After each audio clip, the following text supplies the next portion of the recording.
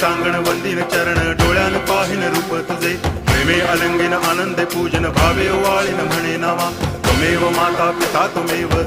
बंधुश्च सखा त्वमेव विद्या करुणं त्वमेव सर्वं मम देव कायेन वाचा मनसेन्द्रियैर्वा बुद्ध्यात्मना वा प्रकृति स्वभावात् करोमि यद्यत् सकलं परस्मै नारायणायति समर्पयामि अच्युतं केशवं रामनारायणं कृष्णदामोदरं वासुदेवं हरि गिरिधरं माधवं गोपिकावल्लभं जानकीनायकं रामचन्द्रं भजे हरे राम